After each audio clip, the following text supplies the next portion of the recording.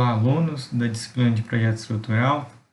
Neste vídeo, nós veremos um exemplo do dimensionamento e detalhamento de uma sapata. O exemplo vai ser continuidade do que foi feito até então no cálculo das lajes, vigas e pilares. Neste exemplo, nós temos uma edificação com 6 pilares e pede que seja dimensionado a sapata do pilar 5. Os dados são os mesmos que nós tínhamos anteriormente. O cobrimento um pouco maior, 4, porque é um elemento que está em contato direto com o solo, e foi fornecido um outro dado que é a tensão admissível do solo. Com esse dado é possível dimensionar uma fundação direta. Então, o que eu preciso para determinar a minha sapata, as dimensões, são as cargas e a tensão no solo. As cargas nós já determinamos na semana anterior, calculando a carga de todos os pilares. No caso, a carga do P5 é 439,2 kN. Então, para encontrar a dimensão da sapata em planta, eu tenho que verificar qual que é a área que vai fornecer uma tensão menor ou igual à que foi indicada no exemplo. Então, determinação da área é dividir a carga pela tensão. Tensão é força sobre a área vai ser força sobre tensão. A força é 439 e a tensão é 200. Então, eu preciso de uma área da sapata de 2,19 metros quadrados. Como o pilar é 30 por 30, eu vou adotar também uma sapata quadrada. Então, vou tirar a raiz desse valor e encontro que a minha sapata precisa ter 1,48 por 1,48. Se fosse ser um exemplo real para a execução, provavelmente iria arredondar para 1,50. Vou permanecer com esse valor. Os outros dados que eu preciso encontrar é a altura total da sapata e a altura da base da sapata. A norma indica um valor para que eu considere essa sapata como rígida e simplifique os cálculos. Para a sapata ser rígida, a altura tem que ser maior ou igual que o lado do pilar menos o lado da sapata dividido por 3.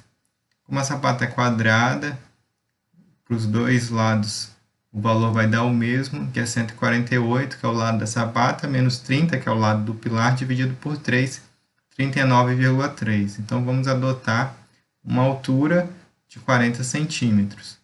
Para achar a base, eu sei que o ângulo aqui tem que ser 30 graus aproximadamente, então eu consigo determinar o valor do H0 através dessa fórmula, que é a altura da sapata menos tangente de 30 vezes o lado da sapata menos o lado do pilar dividido por 2. Realizando a conta, a gente encontra que a base precisa ser maior ou igual a 6 centímetros. Porém, usualmente, o mínimo que se adota para esse valor é 20 centímetros, que é o valor que iremos adotar nesse exemplo. Então, a altura total 40 e a altura da base 20 centímetros. Então, aqui nós já temos as definições de toda a geometria da minha sapata.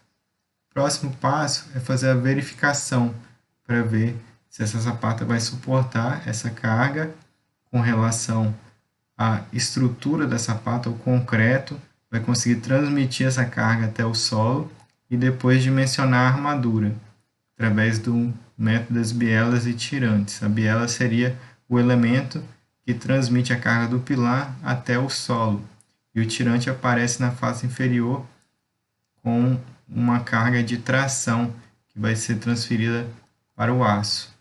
Então, a primeira verificação é da ruptura do concreto pela compressão diagonal. Nós temos uma fórmula que vai me fornecer o valor da resistência da biela comprimida. Então, no vídeo de explicação de sapata tem essas fórmulas também nas notas de aula.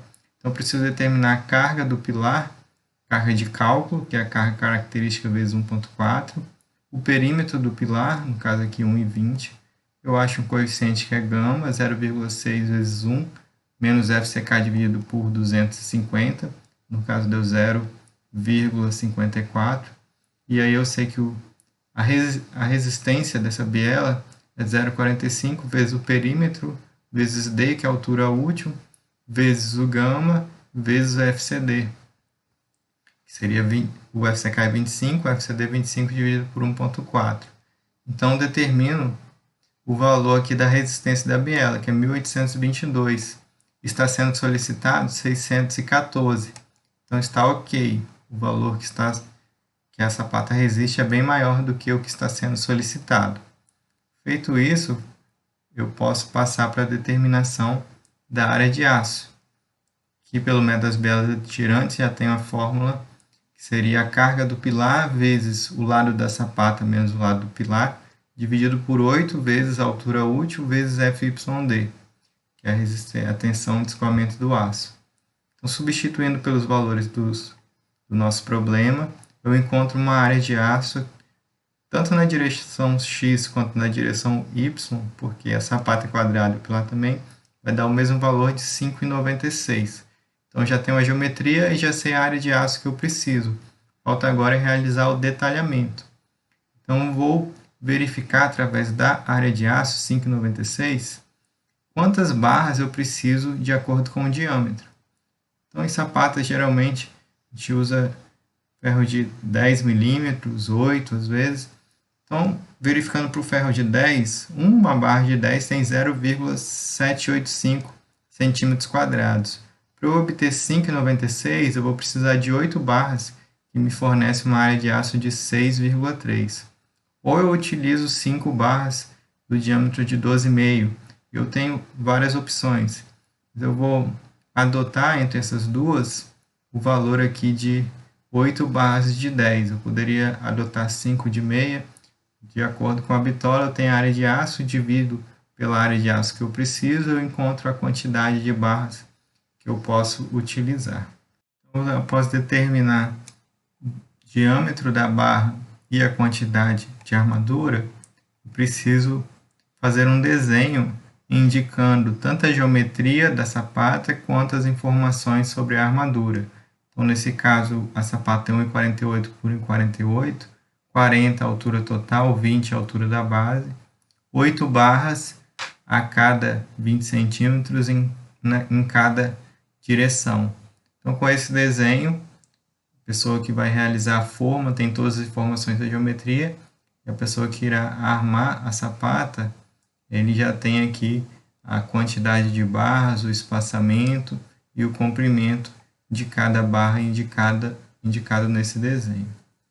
Então, esse é um exemplo de um detalhamento de sapata, e a atividade é vocês também realizar o detalhamento de uma das sapatas do indicado no exercício de vocês. Um abraço, bom estudo!